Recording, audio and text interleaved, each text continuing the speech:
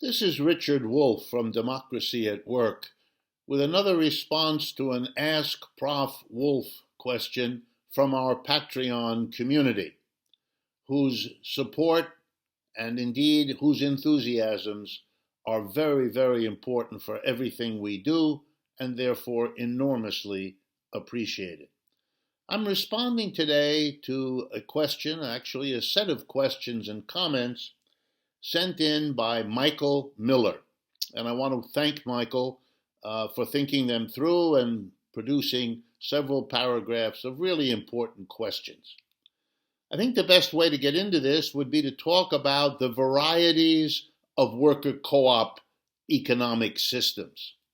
In other words, just like capitalism, feudalism, and so forth had a variety of different examples, a variety of different ways people actually set up and ran those systems, the same would be true of worker co-ops. There's not one specific recipe.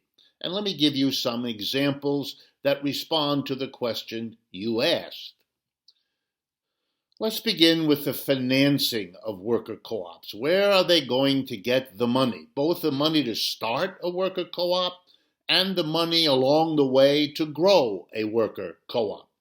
That doesn't mean that worker co-ops cannot grow by making net revenue each year and plowing it back into the company's growth. They can do that just as capitalist enterprises can. But they can also tap capital outside themselves, money outside their own functioning to help them start or grow. How might this work? Again, with varying differences. You could have a government set up. That is right. A government could be set up that raises taxes in some democratically determined way, and that uses part of the taxes as a fund for investing in worker co-ops. And how would that work? Basically, the government would give loans to worker co-ops. Those loans might be charging interest. They might not. They might be for open-ended periods of time. They might be for specific periods of time. They might have conditions attached to them. If the worker co-op grows and is successful, maybe part or all of the loan will be forgiven. Maybe if they don't, it will have to be repaid. All of those are variations in how a government could help finance worker co-ops. But then we can go also to the private sector, outside the government. It may be possible to lend money at interest to worker co-ops. Then the interest becomes another payment that the worker co-op has to make, some lessening of its net revenue because they have to pay interest on loans from private individuals who may be local people who want to see the worker co-op grow, local communities that want to see the worker co-op succeed, and so on. Is it possible for there to be a stock market in a system of worker co-ops? And the answer is absolutely there can be. Doesn't have to be. There were periods in time in the history of capitalism when there weren't any stock markets either, so there's nothing new about having them or not having them as different phases in the history of a worker co-op based economy. But here's how a stock market might work with worker co-ops. You buy shares in a worker co-op enterprise, just the way you do now when you buy shares in a capitalist enterprise. And perhaps the worker co-op will pay dividends, just as now, perhaps, if you invest in a capitalist company, it may or may not pay dividends. Many companies today, including some of the best known, do not pay dividends, and that could also be the case in a worker co-op economy. But here's one crucial difference between how worker co-op economies would work with a stock market versus how capitalist economies do. In a worker co-op economy, No one but the workers themselves participates in making the basic decisions: what to produce, how to produce, where to produce, and what to do with the profits.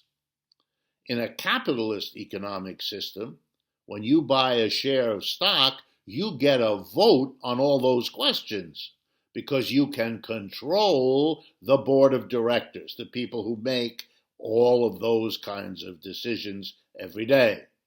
In a worker co-op economy, you can't do that because the whole principle of the worker co-op economy is that the workers themselves own and operate the economy. Maybe with a stock market, you would allow others to be part owners, but you would separate ownership from running the enterprise. Owning a share of stock does not give you the right to elect a board of directors and have them do what you, their electors, want them to do, because then you've destroyed the worker co-op foundation of the economy. Would there be different arrangements if worker co-ops got larger versus smaller? Absolutely. But the problem of going from small to large has been a problem for all economic systems. They've had to go through all kinds of experiments, struggles, movements forward and backward to try to solve the problem of getting big. Worker co-ops will have parallel kinds of problems, and what their solutions will be are those that preserve the fundamental principle, namely that the workers in each enterprise are their own employer, make themselves the decisions democratically as workers. The workers make the decision, not the lenders to the company, to the enterprise, or shareholders if there are any, and so on. Finally, the worker co-ops will themselves have to construct institutions and agencies to manage their affairs, to manage their interrelationships. But again, take a page from the history of capitalism. That's what capitalist enterprises had to do. When feudalism falls apart in Europe, when the lords and the serfs go their own way and no longer relate to one another as dominant and dominated, and a new system emerged, capitalism, without lords and serfs, but with a new arrangement, employers and employees, employers and wage laborers, etc. They had to figure out, how do we interact with one another when one enterprise buys or sells to another? How do we interact with the mass of our people as consumers of what we produce, as well as providers of the labor we need to carry on? They developed the institutions. One of the institutions they developed from earlier experiments were banks. Another one was the market. Those are institutions that were developed in particular ways to handle the problems of growth in capitalism. Similar institutions, or altogether new ones, will be evolved, will develop to manage and handle the adjustments and the growing pains of a worker co-op based economy. What will be different is the core institution. In capitalism, the minority of employers control, decide, and oppress the majority. The whole point of the worker co-op alternative economic system is to stop that.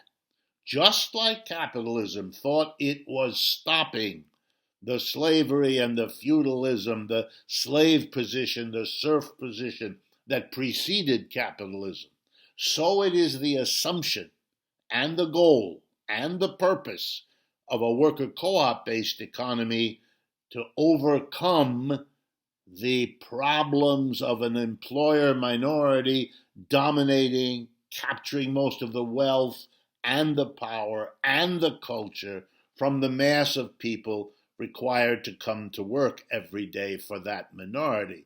That's what's going away when you make a transition to a worker-based economic system. Thank you. Michael Miller, for your question. And to you in the Patreon community, our thanks as always.